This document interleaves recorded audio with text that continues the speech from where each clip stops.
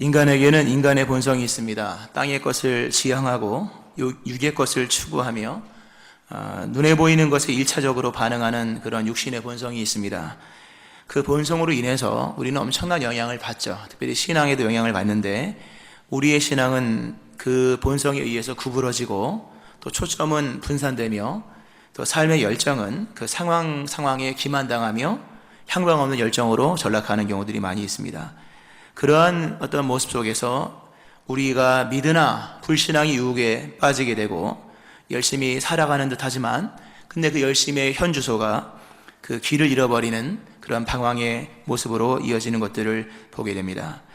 이러한 우리들을 하나님께서 인도하시기 위해서 주기적으로 정기적으로 그리고 날마다 베푸시는 은혜 가운데 그 작업 가운데 하나가 바로 교정 작업입니다. 교정이라고 하는 것은 뭘 이렇게 고친다는 얘기지 않습니까? 디모데후서 3장 16, 17절 말씀에 이런 말씀이 있습니다. 모든 성경은 하나님의 감동으로 된 것으로 교훈과 책망과 바르게 함과 의로 교육하기에 유익하니 이는 하나님의 사람으로 온전하게 하며 모든 선한 일을 행할 능력을 갖추게 하려 함이라. 하나님 우리에게 하나님의 사람으로 만들고 또 그 일을 행할 온전한 사람을 만드실 때 성경을 통해서 크게 네 가지 교훈과 책망과 바르게 함과 의로 교육하기에 하신다고 하시는데, 거기서 바르게 하신다고 하는 그 단어의 뜻이 교정하다라는 뜻입니다. 우리 척추를 교정하고 치아를 교정하고 또 자세를 교정하듯이 또는 어떤 잘못된 부분을 수정하다라는 그런 의미 속에서의 교정을 말하는 겁니다. 그러니까 하나님께서 우리를 끊임없이 교정해 나가신다라는 말은 반대로 우리는 끊임없이 어긋나고 있다고 하는 것을 우리가 알아야 될 것입니다. 교정이라고 하는 것은 동시에 시간이 걸리는 일이고 또 고통이 동반됩니다. 치아 교정도 한 2년 한다면서요? 2년 하고 또 여러 가지 불편을 겪어야 되는 거죠. 하나님도 우리를 교정하실 때 우리 입장에서는 때때로 굉장히 불편한 일이 있을 수 있고, 특별히 히브리서 4장 12절을 보면 하나님이 우리의 내면을 교정하실 때 일어나는 영적인 어떤 모습을 이렇게 설명을 합니다. 하나님의 말씀은 살아있고 활력이 있어 좌우의 날선 어떤 검보다도 예리하여 혼과 영과 및 관절과 골수를 찔러 쪼개기까지 한다. 혼과 영, 우리의 정신과 우리의 영혼과 우리의 삶에 어떤 잡혀있는 그런 패러다임이나 또 기존의 질서들을 찔러 쪼개신다. 찔러 쪼갠다. 이건 교정이 아니라 거의 수술에 가까운 말씀이죠. 우리 하나님 우리를 그렇게 해나가신다고 하는 거죠. 근데 이런 일이 과연 우리 안에 일어나고 있으며 또 우리 안에 우리가 그런 것을 얼마나 받아들이고 있느냐라고 하는 거죠. 신앙이 고착화되고 또 신앙이 정형화되어서 하나님의 성령이 운행하시기에 막혀있어 답답한 그런 심령이 되진 않았는지, 또 신앙의 유연성이 떨어져서 그 이해의 폭이 좁아지는, 유연성 떨어지면 이해의 폭이 좁아지고 극단으로 치닫고 반대가 많아지고 거부가 많아지며 불평이 많아지는 영적 수술이 필요한 사람들이죠. 이런 모습은 아닌가라고 하는 것.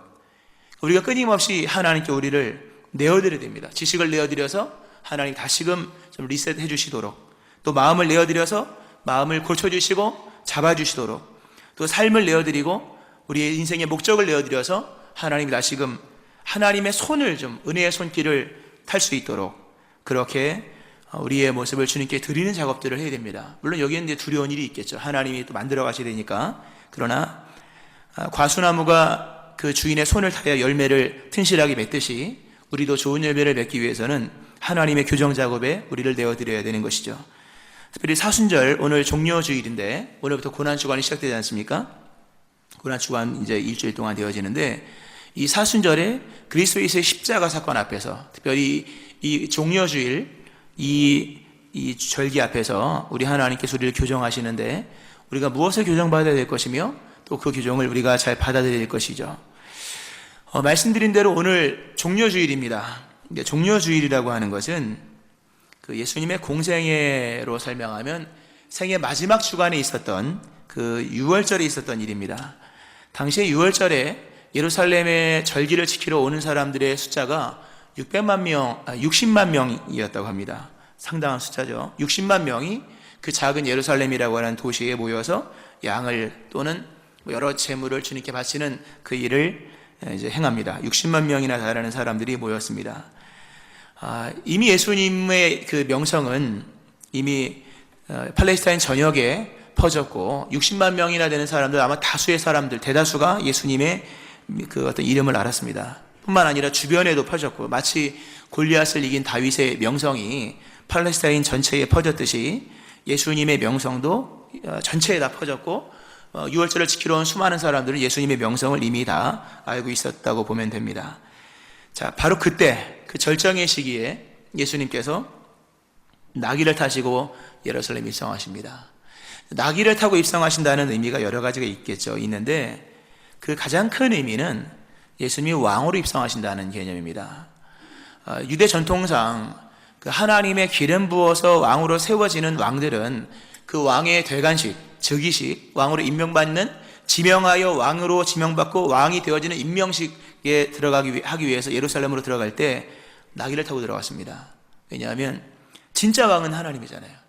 진짜 왕은 하나님이기에 하나님으로부터 왕권을 수여받는 이 한 인간이 하나님 앞에서 겸손한 모습으로 갖춰 나가기 위하여서 그 나귀를 타고 갑니다. 그 나귀를 타고 가는 그 왕 앞에 많은 사람들이 충성을 다짐하고 헌신을 다짐하는 내용이 옷을 깔고 종려나무 흔들고 또 환호하는 그런 내용들이죠. 예수님께서 나귀를 타고 예루살렘에 입성하십니다. 그 역시 왕으로 입성하시는 그런 위대한 천명이죠. 내가 왕이다 라고 하는 부분이죠. 많은 사람들이 예수님을 알았기에 예수님을 환호합니다. 옷을 깔죠. 예수님께 충성하겠습니다. 종려나무를 흔듭니다. 예수님 승리하신 것을 인정하고, 또 호산나라고 하는, 오늘 성가대 찬양 멋있게 했는데요, 호산나라고 하는 이 신앙 고백적인 외침을 합니다. 호산나라고 우리를 구원하소서라는 뜻이거든요. 이게 하나님이 보내신 구원자로서의, 물론 궁극적으로 메시아에 대한 것이지만, 호산나라고 하는 것은 신앙 고백적인 얘기입니다. 이스라엘 사람들이 그 왕을 왕으로 인정할 때 왕의 즉위식도 굉장히 중요하고 대관식도 중요한데, 가장 중요한 것은 왕의 카리스마, 이 사람이 하나님이 세우신 왕이다라는 신앙 고백적, 하나님과 나 사이에서의 신앙 고백적인 관계 속에 하나님이 세우신 왕이다, 이 카리스마가 인정되어야 되거든요. 그 카리스마를 인정하는 그 어떤 구호 같은 것이 오늘 본문상에서 호산나, 주님이 단순히 왕이실 뿐만 아니라 우리를 구원하시는 구원자로서 그 하나님이 주의 이름으로 오시는 왕이라고 하는 그리스도 예수의 카리스마에 대한 부분을 이제 사람들이 환호하는 거예요. 이게 종료주일 때 있었던 일입니다. 그런데 불과 일주일도 되지 않아서, 불과 한 5일 정도 지나서 사람들이 예수님께 실망을 합니다. 고개를 젓고요, 조롱을 합니다. 그리고 폭도로 변하여서 예수님을 죽이라고 소리치고 이성 없는 짐승이 되어서 예수님을 죽이는 일에 동참을 합니다. 어느 누구도 예수님한테 저분은 죽으면 안 됩니다라고 말하는 사람이 단 한 명도 없었습니다. 모두가 예수님께 등을 돌렸고 예수님에게 조롱하고 침뱉었으며 고개를 젓고, 그렇게 홀로 예수님은 버림을 당하고 골고다 언덕으로 올라가시고 십자가 달려 죽으시죠. 그러면 생각해 보는 것은 왜 이런 일이 일어났을까라고 하는 거죠. 불과 일주일도 안 돼서 그 환호했던 사람들이 죽이라고 외치고, 우리를 구원하소서 호산나 외치던 사람이 바라바를 살리고 이 사람을 죽이라 라고 하는, 이렇게 폭도로 변하는 그 원인이 어디 있을까? 왜 도대체 뭐가 빗나가서 왕으로 고백했던 예수님에 대해서 죄인으로 정죄하고 죽였을까? 이유는 한 가지예요. 잘못된 메시아상입니다. 잘못된 메시아상, 더 정확히 표현하면 교정되지 않은 메시아상입니다. 교정되지 않았다. 오늘 본문에서 예수님이 예루살렘에 나귀 타고 입성하실 때 사람들이 자기들이 본 바 능한 일을 행하신 그분에게 소리쳤다 나옵니다. 자기들이 본 바, 보는 거에 자유죠. 그러나 그 본 것이 진리에 이르러야 될 것이고, 경험한 것도 자유이지만 그 경험한 것이 결국 결론으로 이르러야 될 것인데, 저마다 예수님을 여기서도 보고 저기서도 보고 가버나움에서도 보고 갈릴리에서도 보고 또는 사마리아에서도 보고 예수님을 본 사람이 많이 있었으나, 그 모든 본바, 그 모든 은혜의 일들이 교정되지 않은 거예요.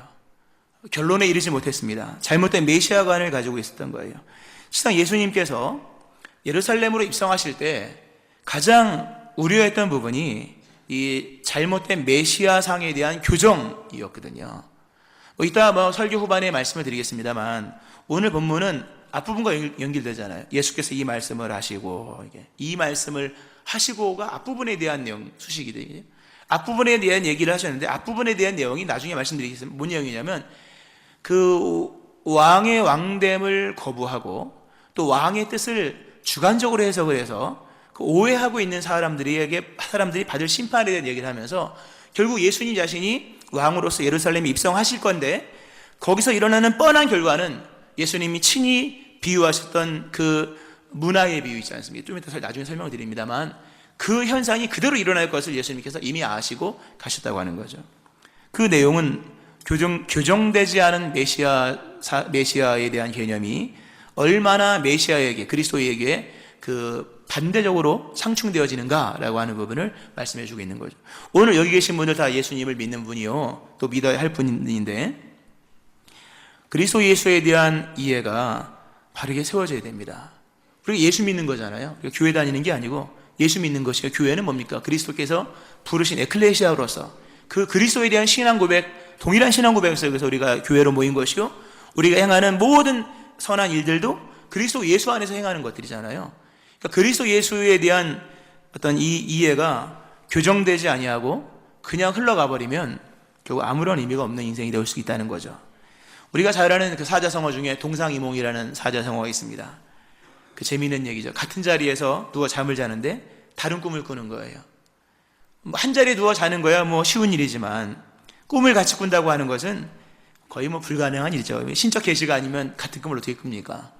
동상이몽 또는 동상강몽이라고 하는 단어가 있는 것처럼, 오늘 지금 본문에 겉으로 봤을 때는 예수님과 따르는 군중들이 하나가 되어 있는 것 같고 같은 의미 속에 호산나를 외치고 있는 것 같았으나, 실상은 완전히 동상이몽이었거든요.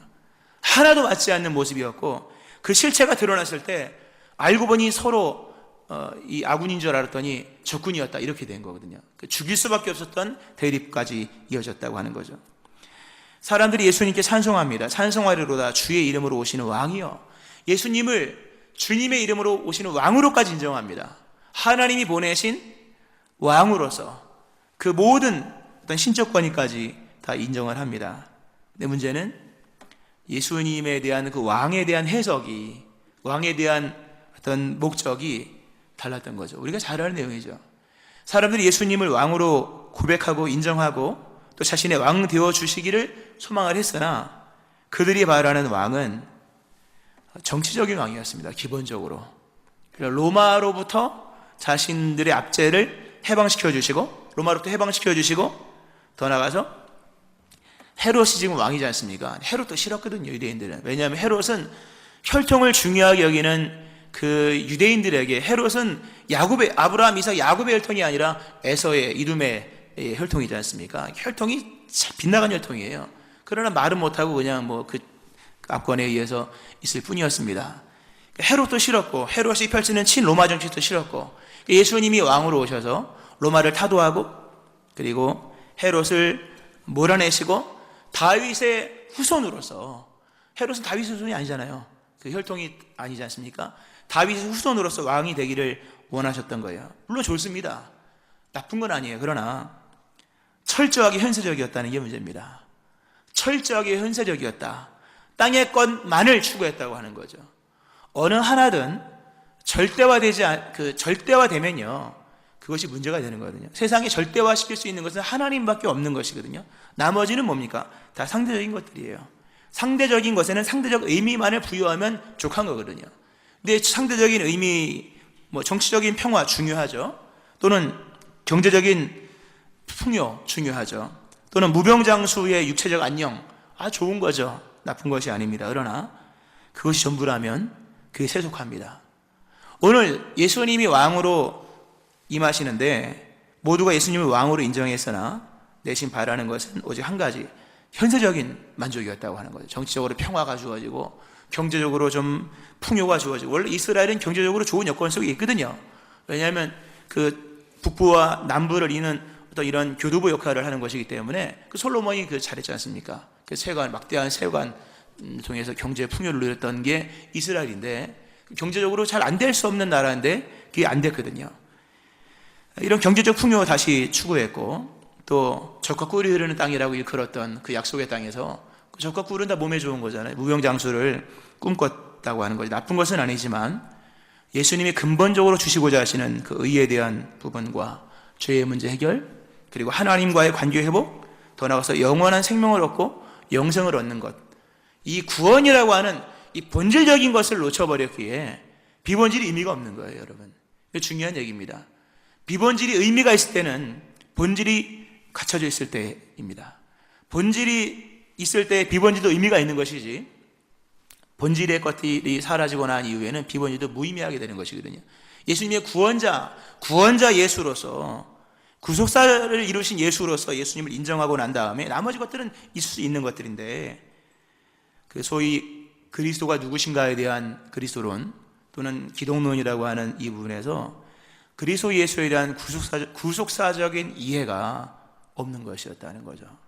오늘 이 시대도 마찬가지입니다. 우리가 마테마가 누가 예수님의 공생애를 기록하고 있는 역사적 예수, 가난한 자, 병든 자, 어려운 자 함께하고 사마리아 사람들과 함께, 이게 다 중요한 얘기예요. 그거 나쁜 거 아닙니다만 결국 예수님께서 최종적으로 다 이루었다 하신 것은요, 세계 평화도 아니었고 또는 가난을 구제한 것도 아니었고 병든 사람 다 고친 것도 아니었습니다. 진짜 완성은 예수님 다 이루었다고 하신 것은 뭡니까? 구속사를 이루셨다고 하는 거거든요. 신앙의 중심, 우리가 만나야 될 그리스도 왕으로서 예수님, 그 무엇에 대한 왕이냐고 할 때 근본은 우리를 구원하시는 구원자로서 예수라고 하는 거예요. 이것이 명확하게 세워지고 난 이후에, 구원받고 난 이후에 무엇을 해야 될 것인가 라고 할 때 그 다음에 역사적 예수에 대한 이해가 필요한 것이라고 하는 거죠.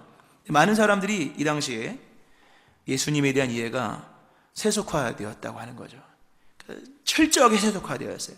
그러니까 신앙이 이 세속화의 울타리를 벗어나지 못한 거예요. 그러니까 결국 예수님과 나중에 충돌이 될 수밖에 없는. 예수님은 끝까지 병자 안 고쳤잖아요. 33살의 나이에 병 고치는 걸 스톱했잖아요. 먹이는 거 멈추셨잖아요. 기적을 행하는 거 멈췄거든요. 왜냐하면 그게 본질이 아니었잖아요. 만약 그게 본질이었다면 죽는 날까지 병 고쳤을 거 아니에요. 그러나 그게 아니었다는 거죠. 본질이 아니었다는 것을 만민 앞에 알렸을 때 그것이 본질인 줄 알고 쫓아왔던 사람들은 다 떠나왔다는 얘기죠. 오늘도 마찬가지예요. 오늘 믿는다고 믿음이 아닐 수 있다는 거죠. 예수님이 진짜 우리에게 주시려고 하셨던 것은 자신의 생명을 버리시면서 우리에게 생명 주시기 원하신 것이요, 자신이 버림을 당하면서 우리가 택함 받기를 원하셨던 것이요, 그분이 아들이시면서 하나님 앞에 십자가 설 땐 객관적 죄인으로 죽은 거잖아요. 그러므로 우리가 하나님 앞에 너는 내 것이라고 하는 어떤 이런 칭함을 받는 이 구원의 은혜라고 하는 거예요. 그리스도 예수에 대한 이 구원의 은혜가 본질로서 와닿는 여러분 되어지기를 축원합니다. 중요한 얘기죠. 예수님께서 이렇듯 잘못된 메시아생에 대한 이제 교정을 하시는 거예요. 오늘 본문을 통해서. 또 하나 예수님께서 이 교정하신 내용 중에 하나가 뭐냐면 이 급진적 메시아에 대한 이해입니다. 참 이것도 우리가 본인의 각자의 인생 속에서 좀 많이 생각해 봐야 될 부분인데, 급진적 메시아에 대한 이해. 유대인들은요 늘 급했습니다. 사도행전도 보세요. 예수님 승천하실 때 그때도 주님의 나라가 회복할 때 이때입니까? 그걸 거기서 지금 그 상황에 그걸 물어봐야겠습니까? 근데 그걸 거기서 물어본다고 하는 거는 항상 내재된 질문이라고 하는 거죠. 언제 주님의 나라가 임합니까? 항상 요거를 기다리고 있었다고 하는 거죠. 이 그러니까 시간적 개념 속에서 예수님과 이스라엘 사람들과의 이해가 너무 틀어진 거예요.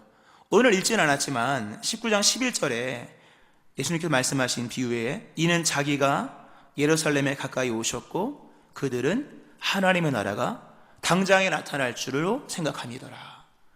하나님의 나라가 당장에 나타날 줄로 생각함이더라. 무서운 얘기잖아요, 여러분.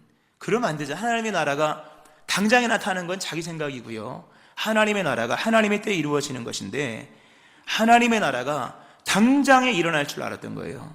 근데 예수님 당장 안 하셨거든요. 죽으셨잖아요. 무력한 모습으로. 그런 모습 속에서 예수님을 등지는 일이 굉장히 많았거든요. 이 부분에서 이 급진적 메시아에 대한 이해 부분에서 우리가 보아야 될 것 중에 하나가, 사람들이 예수님을 메시아로 인정하면서 썼던 그 메시아에 대한 칭호가 크게 두 가지입니다. 하나는 그리스도입니다. 그리스도라고 하는 것은 기름 부음 받은 자라는 뜻이잖아요. 기름 부음 받고 임명받는 세 부류, 하나는 예언자, 선지자, 또 하나는 제사장, 하나는 왕이죠. 그 기름 부음 받은 자로서 예수님을 그렇게 그리스도라고 칭했는데, 그 예수님, 이스라엘 사람들이 예수님을 그리스도라고 한 것은 그 왕 개념으로 했거든요. 정치적으로 평화를 가져오는 그 다윗의 왕국을 회복할 어떤 메시아로서 부를 때 그리스도라고 이렇게 대부분 불렀거든요. 그렇게 부른 이름이 있습니다. 물론 그것도 굉장히 급진적인 것은 분명하지만 그래도 그 종말적이지는 않아요. 다윗의 나라를 회복한다는 개념 속에서 마치 우리가 창조, 질서, 보존 이런 얘기를 하는 것과 종말을 얘기하는 것과는 다른 얘기잖아요. 관점이. 하여튼 그러한 모습처럼 그리스도를 얘기할 때는 다윗의 왕국의 실현, 중건, 재건 같은 개념 속에서의 그 메시아에 대한 기대였거든요. 메시아에 대한 그리스도를 메시아로 인정하면서 불렀던 또 하나의 어떤 메시아의 칭호 중에 하나가 뭐냐면 인자입니다. 인자, son of man. 히브리어로 벤 아담, 벤 하면 아들, 그리고 아담 하면 사람이죠. 사람의 아들이라는 뜻이거든요. 그러니까 예수님에 대한 메시아에 대한 이해가 많은 사람들이 그리스도로 이해했을 뿐만 아니라 상당수의 사람들이 인자로서, 그러니까 인자, 한자, 사람 인자, 아들 자자, 영어로 son of man인데 그렇게 인자로서 예수님을 이해합니다. 근데 이 인자라고 하는 게 포로기 이후에 나온 용어거든요. 특히 이제 에스겔서에 94번 나옵니다. 이스라엘 사람들이 그 구약 다윗에게 영향도 많이 받았고 아브라함에게도 많은 영향을 받았으나 포로기 이후의 사람들이기 때문에 포로기의 영향을 많이 받았거든요. 그 포로기 이후에 에스겔의 주된 메시지가 인자거든요. 94번 나오면 많이 나오는 거잖아요. 근데 그 인자라고 하는 단어의 어떤 의미가 뭐냐 하면 아주 급진적인 의미입니다. 그 종말론적인 색채가 강하고요. 그래서 전 세계 질서를 끝내고 새로운 질서를 만들어내는 초월적인 구원자로서의 그 개념이에요. 그러니까 그리스도라고 하는 개념보다 더 급진적인 거예요. 종말, 말세, 천지개벽 뭐 이런 거죠. 다 끝나고 새로운 나라가 임하는, 물론 예수님은 인자이시죠. 마지막 날에 그렇게 일을 행하시죠. 근데 이스라엘 사람들이 생각하는 인자에 대한 개념은 매우 급진적이었다는 거죠. 입성하시고 난 다음에 바로 천지를 개벽할 줄 알았던 거예요. 세상의 모든 시설을 다 허물어버리고 그 하나님의 그 정권, 초월적인 그 이적과 능력을 행하신 그 역사를 행할 줄 알았던 거죠. 근데 예수는 그렇게 안 했거든요. 이 시간에 대한 이해가 이게 좁혀지지 않으면요 믿음 생활하기가 어려워요. 주여 어느 때까지입니까? 이거 물으면서 믿음 생활 되겠습니까? 때가 되면 이루실 줄 믿습니다. 이렇게 돼야 되는 거 아니겠습니까? 예수님이 인자인 것은 분명한데 예수님께서 자신을 인자라고 얘기하시면서 말씀하신 그 자기 계시에 대한 말씀이 여러 군데 나옵니다. 거기 보면 이런 말씀, 인자가 많은 고난을 받고 장로들과 대제사장들과 서기관들에게 버림받아 죽임을 당하고 사흘 만에 살아나야 할 것을 말씀하셨다. 이 마가복음 8장에 나오고요. 가장 중요한 건 이겁니다. 인자가 온 것은 섬김을 받으려 함이 아니라 도리어 섬기려 하고 자기 목숨을 많은 사람의 대속물로 주려 함이라. 인자로서 오셨는데 이스라엘 사람들이 기대하는 인자가 아니었던 거예요. 이스라엘 사람들이 기대했던 인자는 정말 번개같이 뭘 이루어서 새로운 나를 빨리 만드는 분으로서 그리스도보다 더 급진적으로 할 줄 알았던 거거든요. 근데 예수님은 도리어 섬김을 받으러 함이 아니라 섬기러 왔대요. 무슨 인자가 그런 게 다 있어요. 인자하면 섬기러 온 게 아니라 다스리러 와야죠. 자기 목숨을 내주는 게 아니라 적들을 죽이고 새 나라를 만들어야 되는 거잖아요. 이러한 부분에서 이 급진적이라고 하는 부분에서 좁혀지지 않았다고 하는 거죠. 성급한 메시아에 대한 기대를 예수님께서 교정하세요. 사실 이런 부분에서 예수님께서 성전을 정화하신 내용을 보면요 참 그 이해가 잘 됩니다. 예수님이 성전을 오늘 낙에 타고 입성하신 다음에 성전을 정화하시잖아요. 채찍 만들어서 막 휘두르고 양 파는 거 쫓고 비둘기 날려보내고 또 환전상 들러엎고 하시는 그 많은 사람들이 그걸 보고 통쾌하게 여겼습니다. 잘하신다. 이 정도 속도로 개혁을 해야지. 잘한다. 속으로 그랬습니다. 그리고 그렇게 성전을 정화하고 거기서 메시아 대관식을 할 줄 알았던 거거든요. 가만히 있죠. 그러니까 종교 지도자들은 물론 반대했지만 예수님이 정화를 하시면서 하신 말씀이 이스라엘 사람들과 틀어진 거예요. 대관식을 할 줄 알았거든요. 그 정도 속도로 개혁을 할 줄 알았거든요. 예수님은 하신 말씀이 이 성전은 만민의 기도하는 집이다. 무슨 아직도 너희가 기도할 게 많다. 하나님의 나라가 이루어지기 위하여 기도할 것들이 많으며 기도해야 한다. 모두가 기도해야 된다라고 하는 이 기도에 대한 초대로서 성전을 정화하셨거든요. 그러니까 이스라엘 사람들 오늘이 응답인 줄 알았는데 주님께서 말씀하시기를 아직도 기도할 게 많다고 하니까 벌써 이게 틀어진 겁니다. 이렇게 예수님께 환호하던 사람들의 환호가 갑자기 틀어진 거는 엄청난 뭔가의 상충이 있었기 때문이라고 하는 거예요. 오늘 이 자리도 마찬가지일 거예요. 오늘 이루어질 줄 알았는데 예수님께서 오늘이 아니라 기도를 더 해야 된다라고 말하면 실망되지 않습니까? 이렇게 좁혀지지 않은 이 급진적 메시아, 특별히 시간적 이해에 대한 부분에서 예수님과 이 따르는 무리들 사이에서 엄청난 상충이 일어나는 거예요. 결국 사람들이 자신의 뜻을 굽히지 않고요, 예수님을 죽입니다. 그렇게 천천히 걸릴 것 같으면 필요 없다. 그런 형이상학적인 어떤 구원 같은 얘기는 필요 없다. 예수님 죽입니다, 예수님. 그래서 예수님이 돌아가신 거예요. 물론 그 수사적 의미 속에서는 대속으로 돌아가신 거지만, 자, 여기서 이제 중요한 것 하나 하고 말씀 마치는데요. 중요한 게 있어요. 사람들이, 예수님을 따랐던 사람들이 그 목적이 예수님과 서로 충돌되고 또 예수님께서 행하시는 그 시간적인 진행과 본인들이 기대했던 시간적인 기대가 좁혀지지 않았던 그 원인은 한 가지예요. 예수님을 왕으로 인정하지 않았기 때문이에요. 예수님을 왕으로 인정했으면 예수님의 목적과 나의 신앙의 목적이 틀리면 내 거 내려놓으면 되는 거고, 예수님이 행하시는 그 행하심의 시간의 속도와 내가 기대하는 시간의 속도가 다르면 믿고 따라가면 되는 거잖아요. 근데 거기에서 끝까지 예수님을 왕으로 인정하지 않으니까 결국 누가 틀리게 되는 겁니까? 예수님이 틀리고 마는 거죠. 예수님이 죄인 되고 말았다고 하는 겁니다. 이 부분이 중요해요. 예수님을 왕으로 인정하느냐 하지 않느냐가 모든 걸 좌우하는 거죠.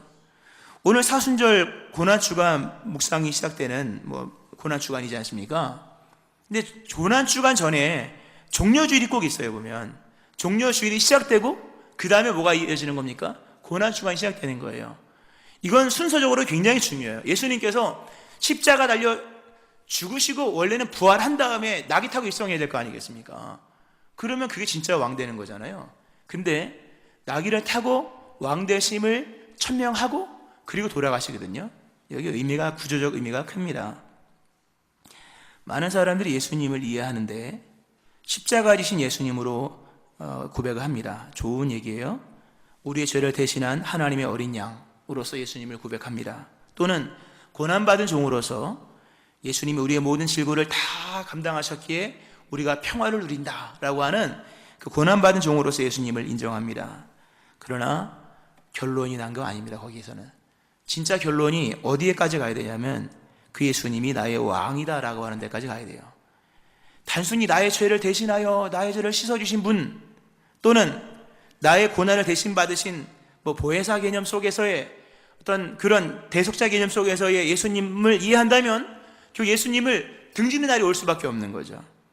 우리의 신앙의 결론은 예수님이 그래 누구냐라고 하는 거죠.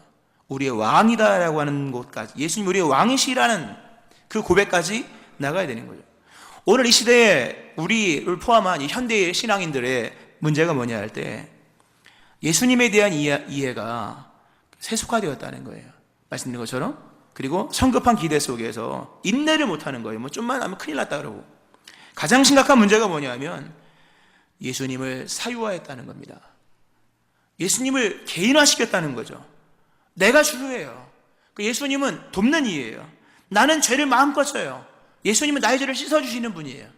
나는 마음껏 뛰어다녀요. 예수님 나를 찾아오시는 분이에요. 이게 신앙이 아니라는 거죠. 이거는 잘못된 신앙입니다. 예수님을 사유화시킨 겁니다. 예수님을 왕으로 인정하지 않는 거예요. 진짜 신앙은 예수님을 왕으로 임명하는 거죠. 오늘 본문에서 예수님이 자신이 누구인지를 스스로 천명하시는 거예요. 그 스스로 천명하신 내용이 뭡니까? 나는 왕이다라고 하는 거예요. 나는 단순히 너희의 죄를 대속하는 대속자만이 아니라 성경에서 약속하신 바 하나님이 보내신 주의 이름으로 오시는 왕이라는 것을 스스로 천명하시는 거예요. 이 스스로 천명했다는 게 중요한 게, 이제껏 예수님이 왕이었다는 것을 고백하는 증인들의 고백들은 많았거든요. 바디메오도 예수님을 향해서 다윗에서 예수라고 고백했지 않습니까? 고침받고 나음받은 사람들 예수님을 향해서 왕이라고 고백한 내용들은 많아요.